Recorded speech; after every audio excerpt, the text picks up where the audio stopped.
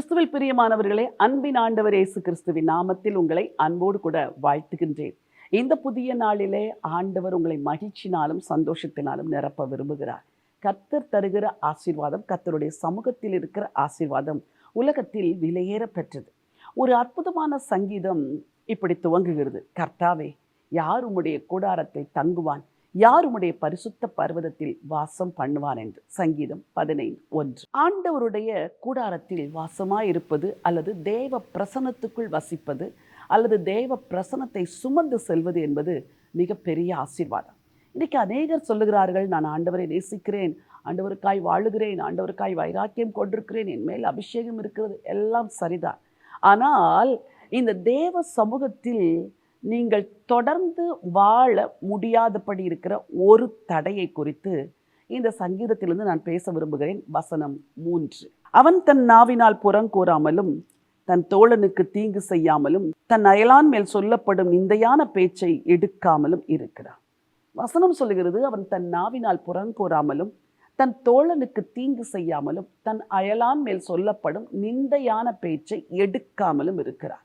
ஆண்டவருடைய பிரசனத்தில் வாழுகிறவர்கள் தங்கள் நாவுக்கு கட்டுப்பாடு வைக்க வேண்டும். விரும்பினதையெல்லாம் பேச முடியாது, பேசக்கூடாது.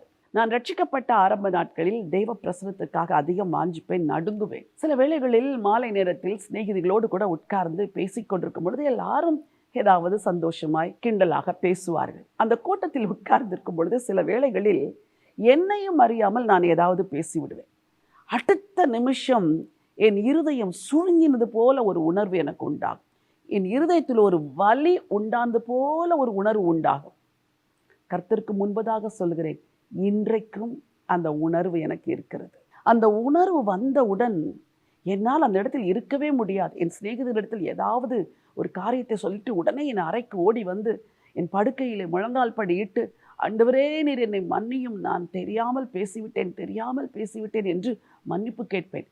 அது ஒரு பெரிய கெட்ட வார்த்தையாகவும் இருக்காது, தீமையான வார்த்தையாக இருக்காது.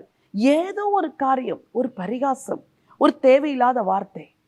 அந்நாட்களில் அஞ்சி நடுங்குவேன். ஐயோ ஆண்டவரே, நான் இப்படி பேசினேன் என்றால் என் இருதயத்தில் இருக்கிற பரிசுத்த ஆவியானவர் வேதனைப்படுகிறீர் என்பதை ஒரு செஸ்ட் பெயின் போல உணர்வேன். நான் ஆண்டவரே, நான் இனிமேல் நான் அப்படிலாம் பேச மாட்டேன் ஆண்டவரே என்று ஆண்டவரத்தில் என்னை மன்னியும், ஹோலி ஸ்பிரிட் ஃபர்கிவ் மீ என்று கேட்டு 1 மணி நேரம் உருண்டு பிறண்டு அழுது அதன் பிறகு அந்த துக்க உணர்வு என்னை விட்டு விலகும். இப்படித்தான் அன்றிலிருந்து இன்று வரைக்கும் நான் ஆண்டவரோடு நடக்கிறேன். சில வேளைகளில் அலுவலகத்தில் யாரையாவது சற்று கடினமாய் பேசிவிட்டால் உடனடியாக நான் சாரி சொல்வேன். ஐம் ஸோ சாரி, இந்த சூழ்நிலைமை இப்படி இருந்தது நிமித்தம் நான் உங்களிடத்தில் இப்படி பேசினேன் என்று சொல்லுவேன். அந்த அன்றைக்கே சாரி கேட்கவில்லை என்றால் எனக்கு தூக்கம் வராது. இன்று வரை பரிசுத்த ஆவியானவர் இப்படித்தான் நடத்துகிறார். பரிசுத்த ஆவியானவருடைய பிரசனத்துக்குள் வாழ வேண்டும் என்றால் தன் நாவினால் புறங்கூறாமலும் தன் தோழனுக்கு தீங்கு செய்யாமலும் தன் அயலான் மேல் சொல்லப்படும் நிந்தையான பேச்சை எடுக்காமலும் இருக்கிறார். வாயின் வார்த்தைகளில் சுத்தம் உள்ளவர்கள்தான் தேவனுடைய பிரசனத்தில் வாசமாயிருப்பார்கள். மனம் போல பேசிவிட்டு ஸ்தோத்திரம் கர்த்தாவே என்று ஜெபிக்க வந்தால் அது சத்தமிடுகிற வெண்கலம் போலவும் ஓசையிடுகிற கைத்தாளம் போலத்தான் இருக்குமே ஒழிய அதில் ஜீவன் இருக்காது, அதில் ஈரம் இருக்காது, அதில் ஆவி இருக்காது. இன்னைக்கு ஒரு தீர்மானம் செய்யுங்கள். என்னை பரிசுத்தப்படுத்தும், தூய்மைப்படுத்தும், என் வார்த்தைகளை சுத்தமாக்கும். நான் தேவையற்ற வார்த்தைகளை, கோபதாபமான வார்த்தைகளை, எரிச்சலின் வார்த்தைகளை, கசப்பின் வார்த்தைகளை, பிறரை காயப்படுத்துகிற வார்த்தைகளை நான் பேசாதபடி என்னை காத்துக்கொள்ளும் என்று சொல்லி ஜெபம் பண்ணுங்கள். கவனமாய் வாழுங்கள். நீங்கள் நிரம்பி வழிகிற பாத்திரமாய் இருப்பீர்கள். சாதாரணமாக ஒரு வார்த்தை சொன்னாலே அது இருதயத்துக்குள் ஊடுருவி செல்லும். நீங்கள் எளிதாய் ஒருவருக்கு ஒரு வார்த்தை சொன்னாலே அது அவர்களுக்கு தீர்க்க தரிசன வார்த்தையாக இருக்கும். இவர்கள்தான் கர்த்தருடைய பிரசனத்தில் வாசமாயிருப்பவர்கள். நல்ல ஆண்டவரே, கிருபையுள்ள தேவனே, யார் உம்முடைய கூடாரத்தில் தங்குவான், யார் உம்முடைய பரிசுத்த பர்வதத்தில் வாசம் பண்ணுவான் என்ற வார்த்தைக்காக ஸ்தோத்திரப்பா.